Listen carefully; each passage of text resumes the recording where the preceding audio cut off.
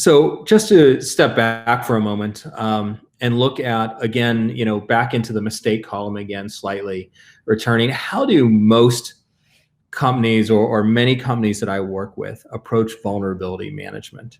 If I had to be a candid, a lot of companies, especially immature, less sophisticated companies, may approach vulnerability management as a monitoring tool. They scan infrequently. Maybe they have a monthly set scan or a weekly set scan. They don't use authentication during their scans, so they're blind to a lot of assets. The security teams basically report raw findings to the operating teams, maybe in a PDF, just a list of vulnerabilities that have been identified. So it's really a process of they just analyze, prioritize, report, and relax. This is really vulnerability assessment. It's not vulnerability management, and it's a failure. This will lead to a data breach. Real risk-based vulnerability management is a lot more. A true risk-based vulnerability management program should include the assessment process, but also the management piece, the validation, the predictive prioritization, the contextualization of the vulnerability. There should be patch management and remediation. And by the way, Tenable tools provide remediation guidance, which I think is a critical piece the security teams have to account for. Is that, how do I remediate this? How do I track it? How do I assure that something's actually being done with this vulnerability? You want also software security assessments from development through the DevOps into production, making sure that as new products come into line and are developed, that all of these assets and new tools and things that are being developed have a security check. You want testing, retesting, and a quality assurance process to ensure that all the steps are meeting your security standards. And last, you want solid quantitative metrics for your organization. You want reporting and analysis for all levels of the organization. Vulnerability management, really done effectively, identifies where your organization's exposed, and it should drive remediation and reduce risk. So if you don't follow that process, this is the mistake and cycle of instant gratification death that you fall into. There's pressure on your team, and probably a lot of you have been in this situation, maybe all. There's pressure from management to show progress on security. You've got regulators or requirements, compliance requirements that need to be met. Your customers want their data kept safe. Your operations staff, the IT staff that's doing all this, is overworked. The development team is building new products and they want to finish them and get them into production quickly, and your existing processes aren't working. So often in this situation, what I see as a mistake is that many customers make is it's easier to submit a purchase order for some new tool, just go out and buy a solution, than it is to make better use of what you already have. But this ends up costing a lot of money and wasted team time, and the cycle just repeats itself. So the critical answer to this is, if you have an effective cybersecurity risk management program, as I described, if you understand the vulnerability and you have strong visibility into your assets, then you can avoid this. And this is why a risk-based vulnerability management program should be the foundation of your strategy. So we've talked about the importance of a risk-based vulnerability management program. We've talked about how to approach that effectively from a strategy standpoint and why that's the best approach. But what I haven't focused on, and I think is a really critical element, is that when business leaders ask, how secure are we? They don't want a 300-page answer. I think this is a real struggle. I was talking with a CISO of a large bank a few weeks ago, and he made the comment to me that one of his biggest challenges is just, how do I tell my story? That's what he said several times. How do I tell my story? You're investing money, you're working hard, your team's overworked. How do you explain to business leaders the progress that you're making, that you're reducing risk? And also, how do you tell that effectively to business leaders so they can support you? How do you get more support and more of the money or more of the personnel that you need, you have to tell an effective story. And I think this is an area where that security teams still fail often, because they maybe just get into technical language. You start talking about controls and different assets and all of the different domains and capabilities you're building and tools you're buying, but none of that tells a short, effective story that business leaders can understand. So let's spend a moment. Once you've implemented this effective risk-based vulnerability management program, how do you tell that story to the business leaders? And the answer for this, what Tenable has developed, is a tool called Lumen. And the idea of Lumen is to take all of this data along with our data. We have 4.5 petabyte data lake of data on vulnerabilities. We analyze over 1.5 billion vulnerabilities every single week. And we have many third-party data sources that we analyze and utilize in our analysis as part of our research and threat management team. So all of this is analyzed, the vulnerability priorities, looking at the asset criticality, looking at the business context. And what Lumen provides is a single dashboard with a cyber exposure score. So what is a cyber exposure score, and why is that so important? This is the combination of all of that data and what's unique with your organization, your VPR, your criticality rating, and it gives you a quantifiable number, a number that a business leader can look at. So with this number, you can also, using Lumen, do benchmarking. You can look at how does your organization compare to, we take anonymous data, and we can show you how you compare to other similar organizations. So we can also show you, or you have the capability to look at how you're trending over time with a score. You also have the ability to drill down into how different business groups compare by score. You can also look at different asset groups. So this is a really powerful, I think, unique tool. I don't know any other vendor that is offering anything similar that gives you the ability to actually have a number, a score, where you can look at different controls and see how that, if you apply a certain control, how would that score be affected? Is it a good investment? And this is, again, a really powerful tool to show business leaders, because it's something they understand. They see a number, they understand how different tools or controls might affect that. They see the trends over time. They see how you compare to other organizations. And it really helps support effective reporting and effective decision-making by your team and by business leaders that you might be reporting to.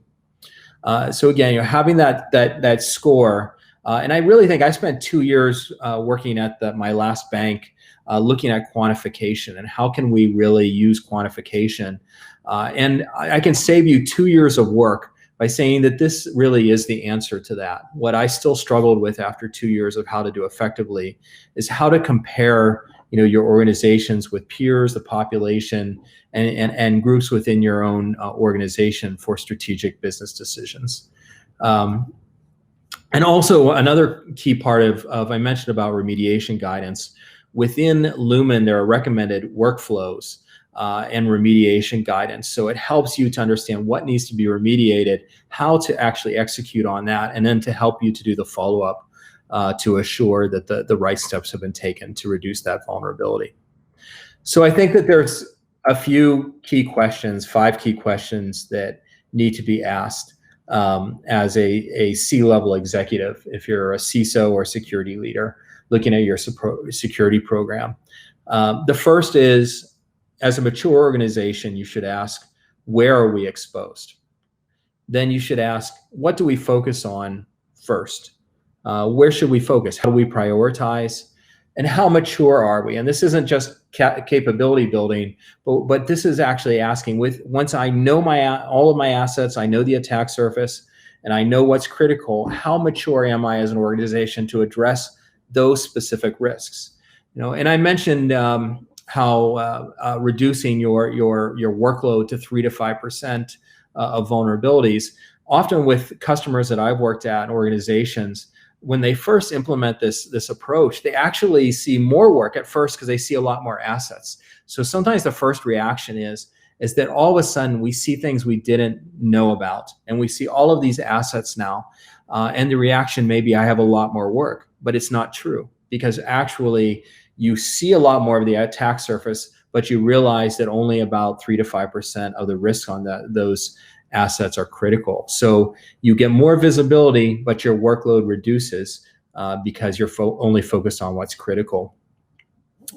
And the other fourth, kind of returning to our questions after how mature are we, you should be asking, how are we reducing risk? Are we really prioritizing and effectively reducing risk, or are we building just capability tools? And then again, how do we compare to our peers? Are we, it's a good, it shouldn't drive your entire strategy, but you want to know, how do we compare to other similar organizations, and is our investment and security level comparable and adequate? So I want to kind of close out and just spend the last few minutes talking, though, about one area that I haven't mentioned that is important for cyber risk management.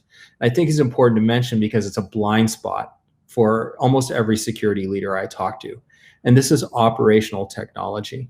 So as I think as at the beginning I started talking about OT as an issue, and I said all the smart devices, the access controls, the HVAC devices, all of the other types of devices that might be in your organization, or maybe you are a very industrial company and you have full industrial engineering control systems that you need to monitor. It's important to see this IT-OT convergence. A lot of the security teams I've talked to have no visibility into their OT networks. It's controlled by an entirely different organization. There's outdated equipment, sometimes dating back to the 1950s or 1960s, some of these engineering controls. The protocols are completely foreign to IT groups. These are systems, it's not Dell or Microsoft or something, it's or Google, it's Siemens. Or some type of industrial control protocol and controllers that are on that. There's no configuration tracking, and a lot of these assets, even though they connect to the network, there's little visibility for them in the asset inventory for the security group. And we see them being attacked. This is an example. Hydro was a Norwegian company where a global aluminum producer, 35,000 employees, 40 countries. They were struck by a ransomware attack. It spread across their OT devices as well, halted production in several of their plants and factories. They were going back to paper and pencil, trying to continue to do work. Some of their operations were completely shut down, and it cost them close to $40 million in the first week as a result of this. So we are seeing more and more attackers who are attacking OT and using that to move across into other areas of the IT network, because they see this as a vulnerability blind spot that's not being addressed by security teams. And as I mentioned, the problem is when you think about the life cycle disparity of these devices, an OT life cycle could be 10 to 15 years or more versus maybe the 12 to 18 month life cycle of many IT devices. They were implemented a long time ago. Maybe you recently inherited them and there's been a lot of changes, but there's probably no documentation or any type of reporting on these devices. And if you're relying on air gap for these devices for security, I just wanted to share this example. Go and look at many of the controllers and you will find some port like this that connects into your network. And it might only be for a few seconds, but these can introduce risk into your network and are connected. So one of the ways that Tenable approaches this is trying to use an adaptive assessment process. And this is, we do both passive monitoring to identify assets as they communicate across the network, but we also do active querying. The active querying leverages the native protocol, so there's no risks in network, no stability issues, but it's the only way to detect assets that aren't actively communicating on the network. And again, it's active querying is not something to be afraid of because it's using the same protocols. There's no changes to the configuration and zero impact on the network. If you're only relying on passive scanning of these devices, you're missing 50% of the attacks. The critical piece of OT is to identify, discover the assets, classify them, collect them, and track the configuration controls. And the last thing I'll say about OT is that we offer at Tenable unparalleled, really rated visibility into both IT and OT assets. We have market-leading OT threat insights that we provide through our tools, and a unified reporting dashboard that gives you visibility in a single pane over all of your IT and OT assets. So this is the final slide that I'll show you, and this is just to summarize everything we've talked about, which is that many of you who are listening to this, maybe you're starting from that bottom layer of traditional vulnerability management, where you're just asking the most basic question, which is, where are we exposed? And it's a good question, but it's a very basic question. It's very people-powered and compliance-driven. And I'd encourage you to consider some of the steps that I've discussed with you and try to achieve the next level of maturity, which is a true risk-based vulnerability management program, which is powered by machine learning with continuous assessment. And when you apply that approach, you start to ask questions about not just where are we exposed, but really where should we prioritize based on critical risks. You start to analyze, how do we compare to our peers? And finally, if you reach a cyber exposure real management approach, you start to engage tools like I showed you with Lumen, and really analyzing, benchmarking, quantitative analysis, where you have a cyber exposure score and you really connect your security to the business. So you're doing effective reporting to business leaders, and you start answering questions like, not only am I addressing risk, but how am I reducing risk over time? You start analyzing the trends. And are we measuring and improving our security program with the controls we're implementing? Are those controls really effective in reducing our cyber exposure score?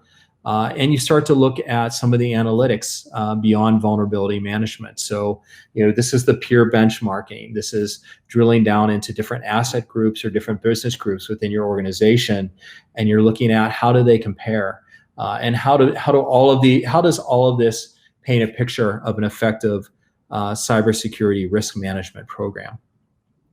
So one of the questions I often get is, if you're starting at the bottom with traditional vulnerability management, how do you get started? How do you start down this road?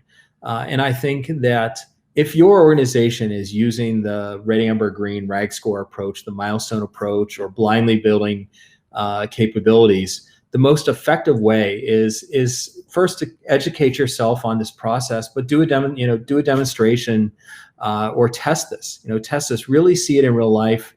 We work with a lot of organizations where we run proof of value and demonstrations of the tools in real environments. So you actually see the value when you see it in your own organization, and you can actually test it. So I'd encourage you, if this interests you, if you understand the value of it, to go forward with and testing it in your environment and really analyzing. And I think you really see the return on investment when you see maybe the milestone approach compared directly to how you can reduce your workload and become more efficient by following this approach in your own environment. That's the most effective way to convince your CISO or senior leader, who might be the decision maker, and helping you get the budget to follow this approach.